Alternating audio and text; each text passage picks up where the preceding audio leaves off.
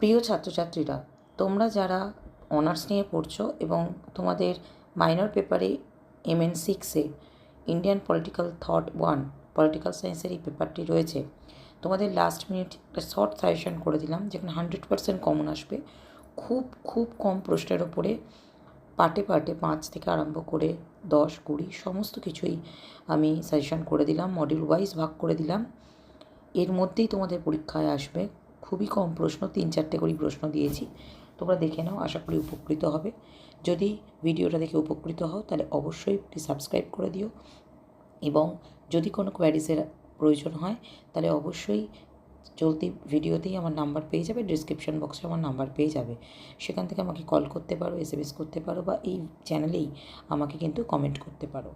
আশা করি তোমরা ভিডিওটা থেকে উপকৃত হবে এবং একটু ভালো রেজাল্ট করতে পারবে। যদি এখনও পর্যন্ত নোটস নিয়ে কোনো সমস্যা থাকে, নোটসের খামতি থাকে, বা সাপ্লি পেয়েছো সেই নিয়ে নোটসের প্রয়োজন হয়, সেক্ষেত্রেও আমার সঙ্গে যোগাযোগ করতে পারো। আর যদি কোনো পরীক্ষা নিয়ে সমস্যা থাকে সেটা নিয়েও আলোচনা করতে পারো। আমি ফ্রি অফ কস্টে কিন্তু সাজেশন বা পরীক্ষা কেমন করে দেবে সেই বিষয়ে আলোচনা করে দেব। আশা করি তোমরা ভিডিওটা থেকে উপকৃত হবে। চলো দেখে নেওয়া যাক আমি কী রেখেছি প্রশ্ন।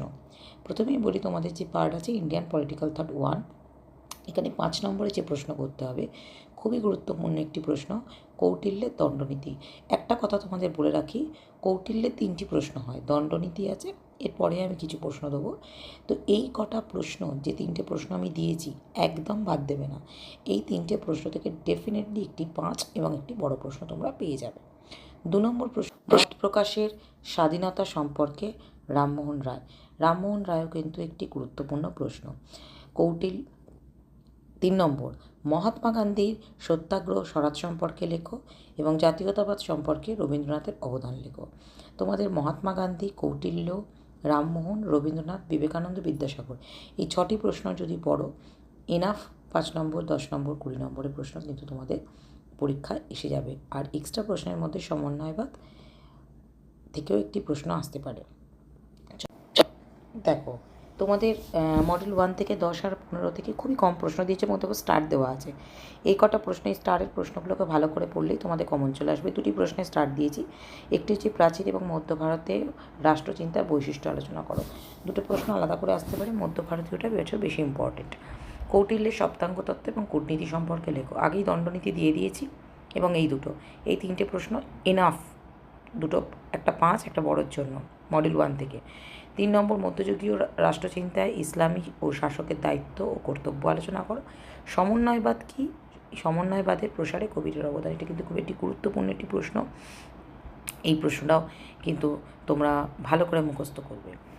এই যে কটা প্রশ্ন দিলাম মডেল 1 থেকে, এটা এনাফ প্রশ্ন। এবার আমরা চলে যাব মডেল 2 এর প্রশ্ন। মডেল 2 এর 10-15 থেকে কী আসতে পারে? রাজা রামমোহন রায়কে কেন উদারনীতিবাদের অগ্রদূত বলা হয়? ভেরি ইম্পর্টেন্ট প্রশ্ন। সামাজিক ন্যায় প্রসঙ্গে রামমোহনের অবদান লেখো। এটিও একটি ভালো প্রশ্ন, এটা 5 নম্বরেও দেওয়ার চান্স আছে, আবার বড় হিসাবেও তোমরা করে রাখো, এবং এগুলো খুবই সোজা উত্তর। এগুলো থেকে তোমরা যথেষ্ট ভালোভাবে এবং খুব সোজাভাবে উত্তর তৈরি করতে পারবে। এরপরে 3 নম্বর, জাতীয়তাবাদ সম্পর্কে বঙ্কিমচন্দ্র চট্টোপাধ্যায়ের ভাবনা। 4 নম্বর, জাতীয়তাবাদ সম্পর্কে স্বামী বিবেকানন্দের মতবাদ। এবং 5 নম্বর, রাষ্ট্র সম্পর্কে মহাত্মা গান্ধীর তত্ত্বটি ব্যাখ্যা করো। 3টেই কিন্তু গুরুত্বপূর্ণ প্রশ্ন। মডেল 1 থেকে তোমাদের 2টো করতে হবে, মডেল 3 থেকে তোমাদের 2টো করতে হবে। তাহলে এই সামান্য কটা প্রশ্ন যদি তোমরা করো, তোমাদের কিন্তু অবধারিত কমন আসবে। তোমরা ভালো করে বিষয়টাকে বুঝে নাও। যদি মনে হয় অসুবিধা আছে, আমাকে ফোন করতে পারো। যদি কোনো প্রয়োজন হয় উত্তরের, আমি চ্যানেলে ভিডিও। ভালো থেকো, সুস্থ থেকো।